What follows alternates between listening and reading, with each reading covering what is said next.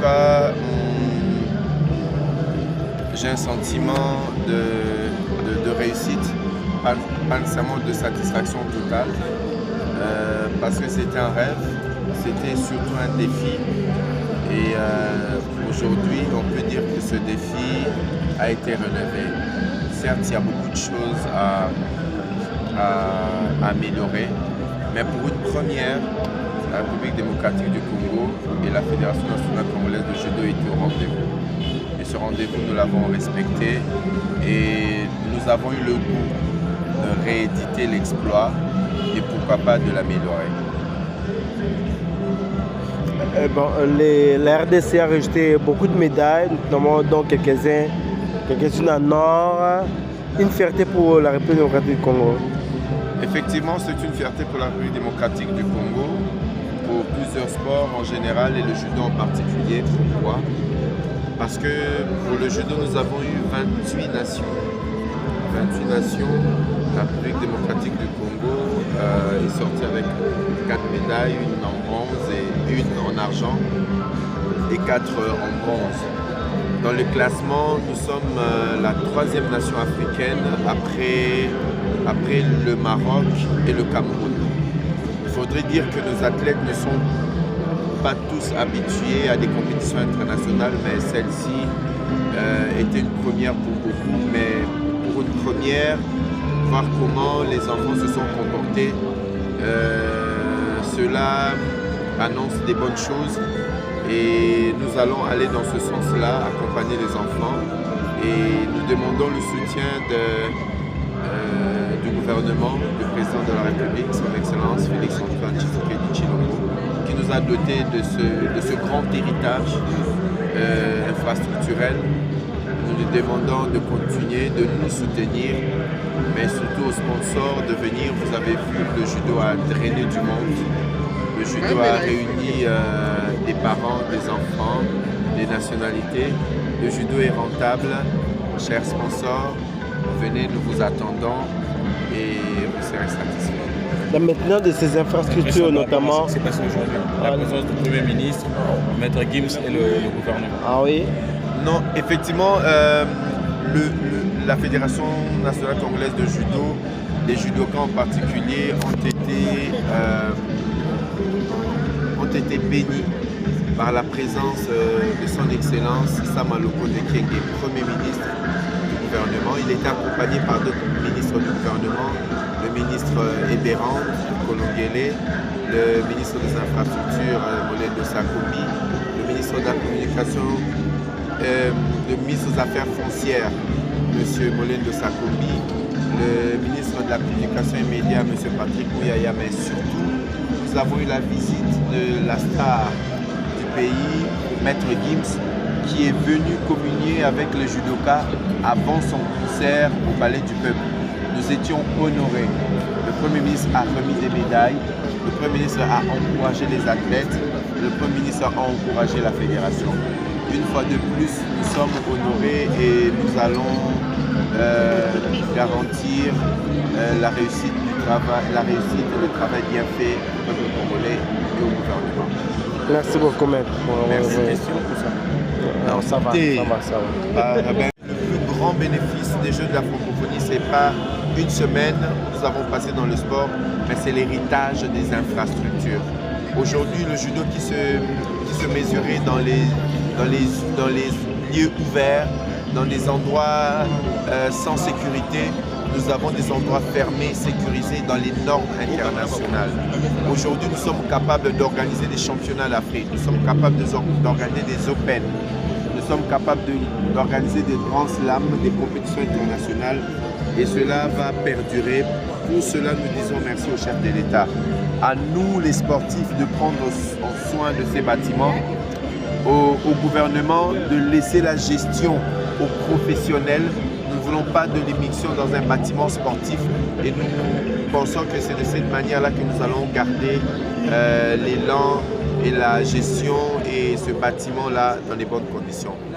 Merci Fachi, merci Président. Merci. Et de la mobilisation. Il y a quelques points que je voudrais mettre en avant. Tout d'abord, la réalisation des infrastructures. ça doit être mon 5e ou 6e voyage à Kinshasa. Je suis venu dans différents cadres, et principalement pour les Jeux de la francophonie. Et j'ai vu ici, quand on m'a montré sur le site de Tata Raphaël, où se dérouleront les compétitions de judo, un terrain vague. Je suis revenu quelques temps après, il y avait une dalle de béton. Puis après, c'était pas monté, et en très très peu de temps, les infrastructures de qualité ont été mises en place. Et je parle pour le judo, mais je parle aussi pour le basket, pour le tennis de table. J'ai vu aussi le stade d'athlétisme avec la piste refaite, tout ça. C'est extraordinaire ce qu'ont réalisé les Congolais de Kinshasa, et bien sûr tout le pays par rapport à ça. Ça, c'est la première chose que je voulais mettre en avant. La deuxième chose que je voulais mettre en avant, c'est le public. Extraordinaire. Et l'engouement. Extraordinaire, un engouement fantastique par rapport à ça.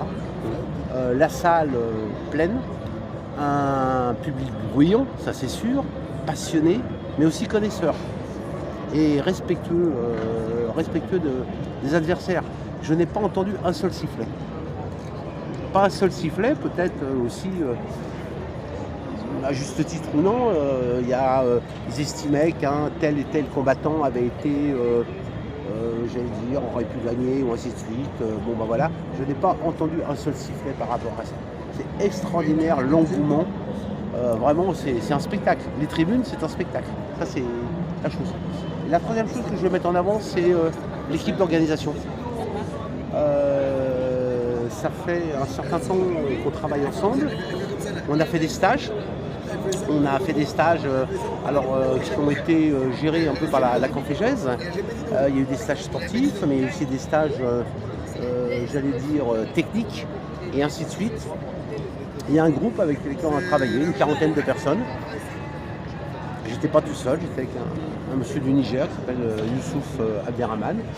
Et on a formé ces gens-là, et ces gens-là ont fait un travail remarquable.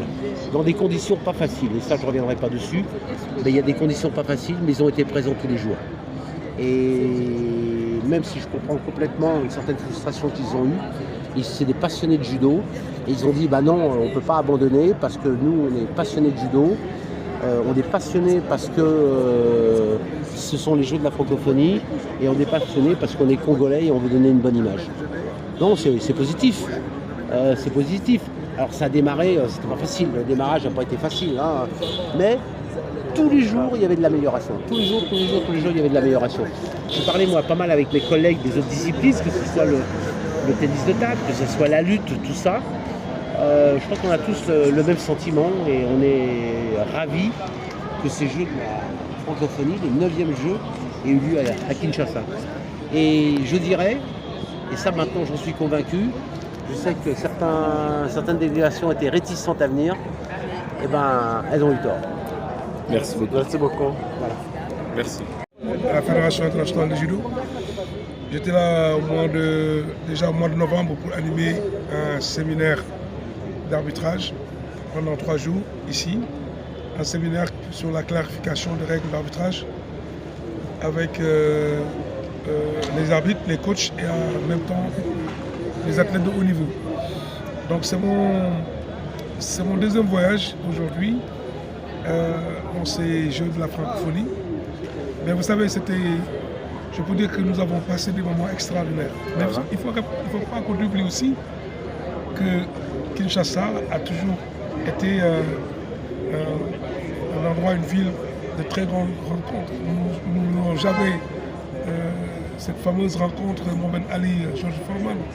Donc Kinshasa a toujours été vécu dans nos rêves dans les années 70.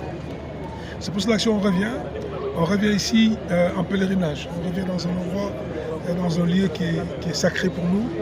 Donc organiser les Jeux africains pour nous, en tant qu'Africains, c'est un lieu de rencontre. Mais quand on parle de la francophonie, c'est tout le monde. Regardez au niveau du judo, tous les pays, environ, je pense qu'il y a pas moins de 40 pays qui étaient venus. Et vraiment, ils ont eu à passer des moments inoubliables. L'organisation parfaite.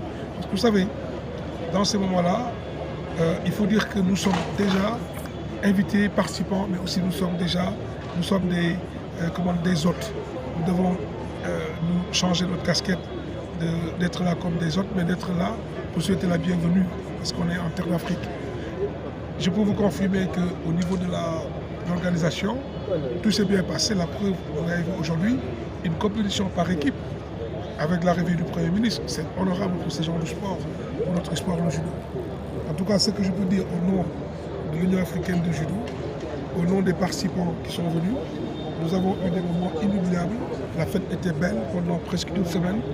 Ce n'est pas évident d'organiser, parce qu'il y a beaucoup de nationalités qui sont très exigeantes, mais vous avez, nous, ce qu'on comprend, c'est qu'à la fin, la moyenne, elle est magnifique. Si j'avais vraiment aujourd'hui à donner une note pour l'organisation et pour la fête, je peux dire que je suis à 90% de réussite.